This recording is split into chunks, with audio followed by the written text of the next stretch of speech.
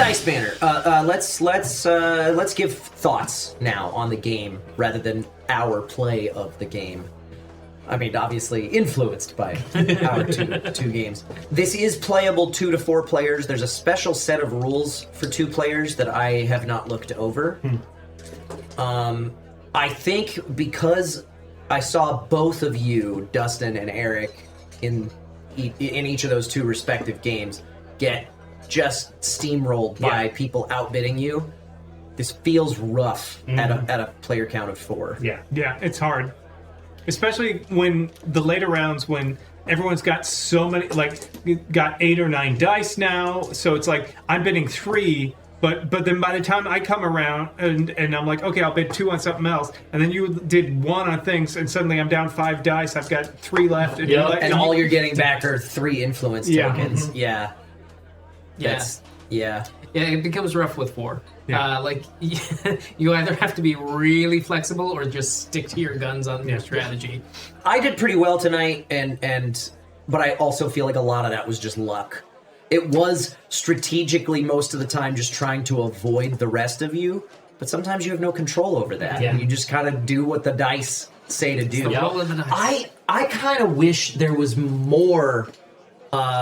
I almost wish there was a tour phase at the end of every round. Because I would love to do more of that last round where we're rolling dice and trying to place them. That makes the composition of your manor matter more. If we're more like the end of turn thing, where it's like you can only go up to like 4 things, or you can only do such a big tour or whatever, but everyone does a tour. I would love to see that matter more, because I feel like that's a fun mechanic of this game, and most of the game is the bidding process, which is fine, but I don't know that aspect of it is. I wanted that aspect of it is the most fun. My plan this game was to build more than I did last time and focus less on fighting over advertising. But everybody took the same strategy. And then I was like, well, that's where I got screwed too. I made a mistake.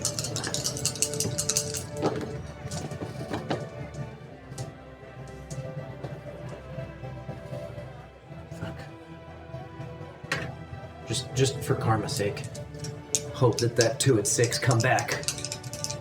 They'll never come back, Kyle. They hate you. You got 1 less. Oh, I have influence on each dice that you needed. Oh, yeah, you could switch them both to be what you needed them to be. Well, you only play 1, and I'm gonna turn this one into a 2. And then I'll re-roll this one. I'll just re-roll it. Cross my fingers. Not bad. Not great, but not bad. All right, Eric. All right. I'm going to place this 2 here, this 2 here. I'm going to re-roll. Bam. Got so many to spare. I got at least a 3 here. And we'll re-roll. And we will go, can't look at 2 6s, so we'll go 6, 6. 3 dice, hoping for a 4. Got a 5. We'll place the 1 outside. Why not? Place the 4, and then leave the 1 outside. There we go. Okay. Advertising almost feels like shooting the moon. Yeah. Like you're trying to get first place with a fair number of dice so that you can get those bonus dice early. Yeah, that was my strategy at the beginning, was trying to get that bonus dice, just to kind of have a little bit of extra, but that did shoot me in the foot because I did not have as many rooms. I think because the first game we played, I completely skipped advertising and I let you guys fight for it. So by the second round, I had a lot more property and a lot more weight to throw around. So yeah, it's all about choices and. Right. It's interesting. There are several choices to it. I do like the core of this game, but I would just like to take dice placement in the manor out of the bidding phase and into its own phase that happens after the build phase or something. Right. Yeah.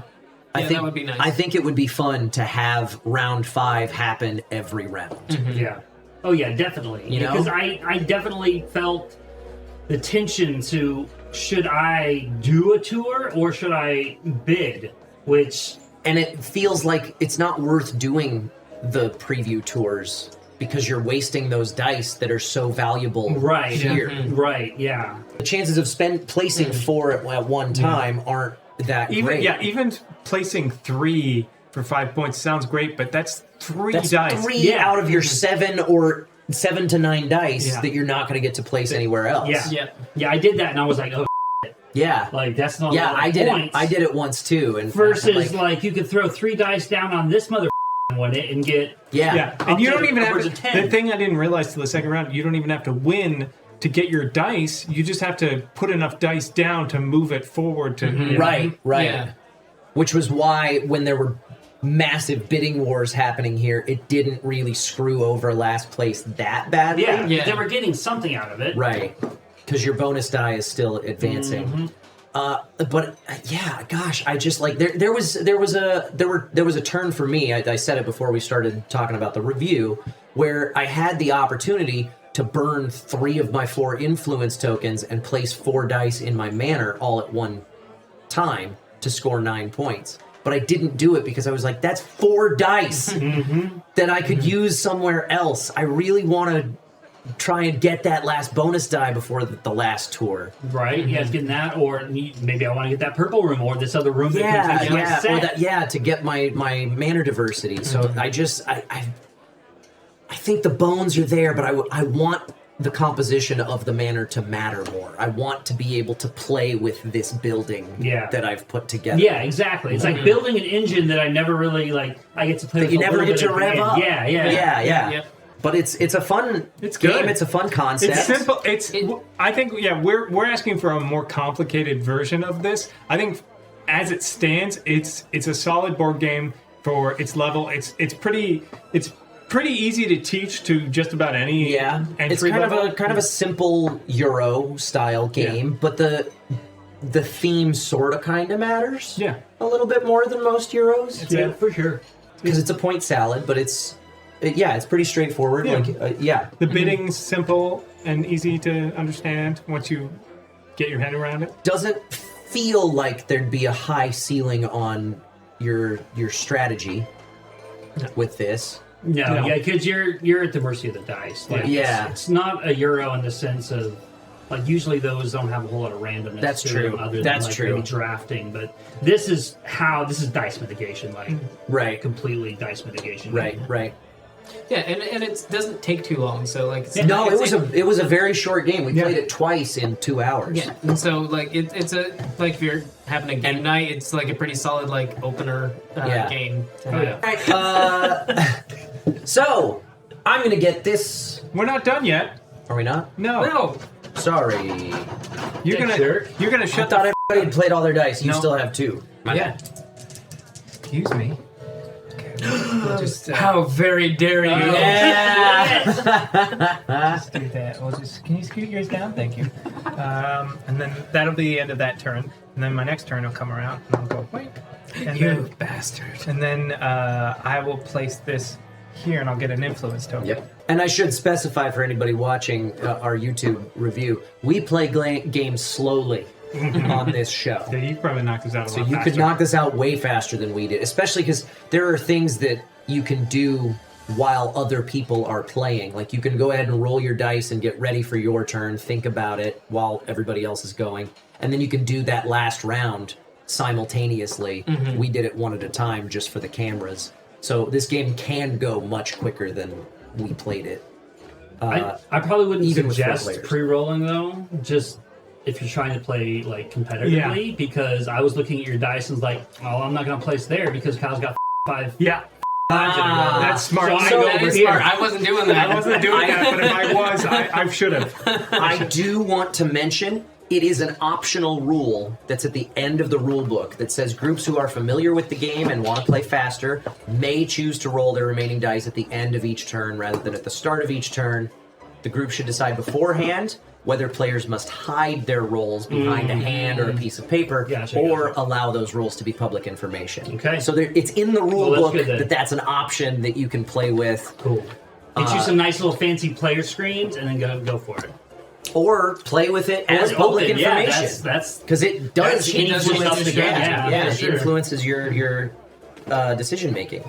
actually that might be a better way, like to balance out 4 players. Because then actually, I see what's coming up and around. 4 so players I can might feel more balanced if that's the case. Yeah. If you're rolling your dice at the end of your turn and you're watching what everybody's dice are before yours, That'd be interesting. I think that might make 4 Let's play one more time with that rule. Hey, thanks for hanging out. If you want to spend more time with us, do us a favor. Hit that like button, hit that subscribe button, and most importantly, head on over to twitch.tv/BNB Tabletop and give us a follow there. We play board games live every Sunday night at 5 p.m. Pacific Time on a show we call The Board and Barrel. And we like to keep things interactive.